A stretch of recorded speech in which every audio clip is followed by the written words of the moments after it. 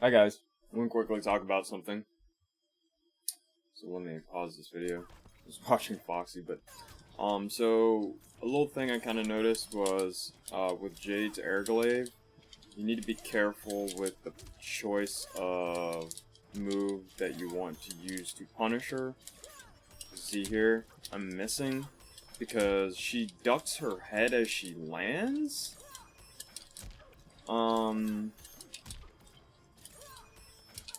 See, like I landed it there, right? Because I waited for her to kind of stand up. Like if you look, she kind of ducks her head and then stands up as she lands. Super annoying, but a very easy fix for this is always go for a mid as a punish. Your punish will be tighter. Sorry, I'm still learning Raiden, so I'm dropping the combo. But as you see here, it doesn't really matter as long as she lands and I punish right away. Come on. There we go. Come on. Still trying to learn this combo. But as you see there, like I can still get the punish off because she's ducking. Or it doesn't matter if she's ducking, right? Because the mid will hit a ducking opponent. That's how mids work. So that's a mid, and it's hitting, right? But if I do a high, I have to wait for her to duck her head.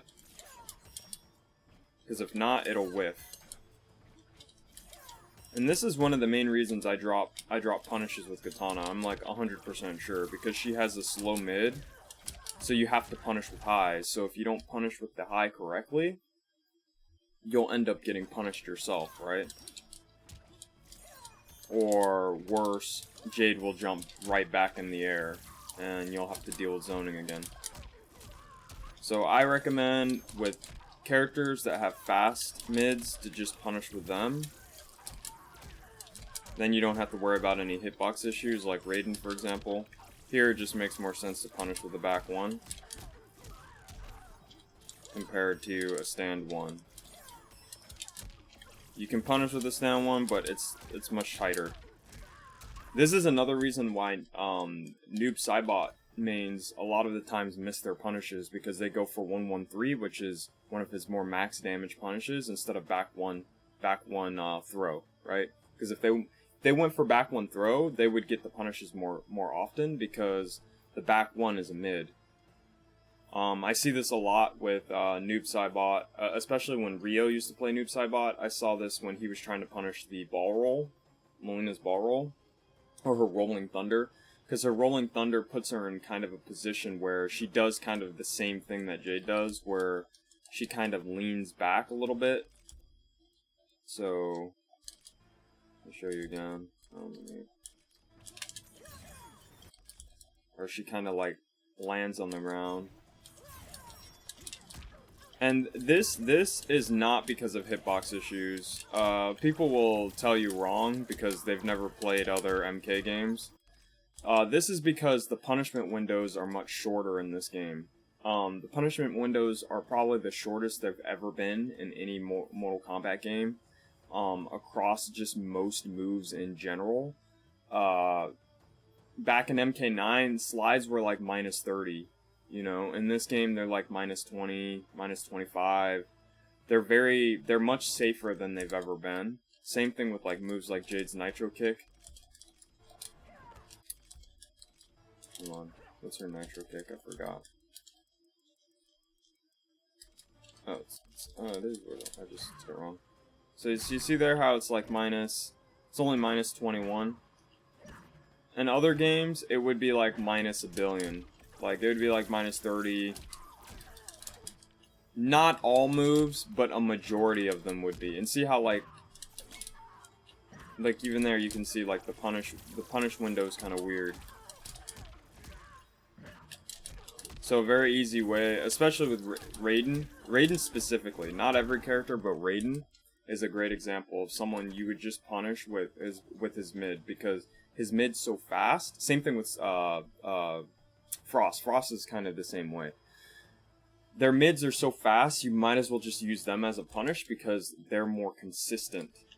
Now, direction changes, you might want to go ahead and try to punish with a standing normal. So, for example,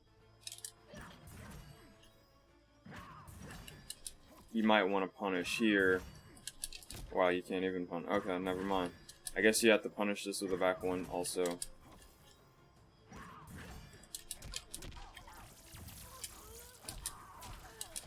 I recommend trying to punish moves that go on the other side with standing jabs so you don't mistime them, but I think in this particular case you might have to punish with and block stun, I swear. Because you'll have to either walk forward, which basically already means that you know that it's going to be there.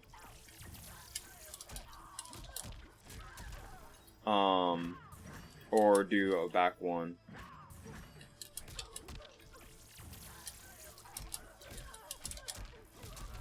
So anyway, I'm just learning Raiden, so those are kind of a few things that I noticed.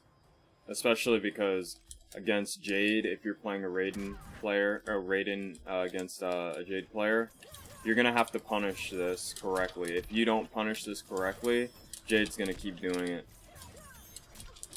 There we go.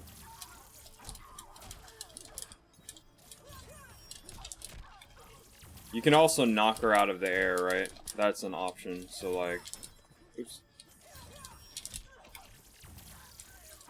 You'll get a little bit less damage, but your punish will be 100% consistent because you'll just knock her out of the air. This is Raiden, though. I don't know, other characters it might be a little bit different, but... Or you, like I said, you could just wait for her to land and make sure you hit her with a mid. So... you can try the standing... I mean, I just don't recommend it because in the heat of a battle, I usually drop punishes that are much more specific. That's why, like, I try to punish with standing jabs, but in this game, with the constant down to crushing blow chin check shit, I get chin checked all the time, so I've been kind of conditioned to punish with faster mids. Katana is not blessed with that, so I still have to use a standing jab, but that's just something I want to show you guys because I know people complain about hitbox issues, but it's literally not. It's a combination of things. You go back and play MK9, a lot of moves were much higher. Like, the punishment was much higher. Like, the frames on block were much, much higher when they came to the negative to being punished. So, this game's a little bit different, so you're going to have to change your punishments, and your punishes are going to be more, they're going to be more, basically, specific. So, anyway, I'll see you guys later. Thanks for tolerating my ass.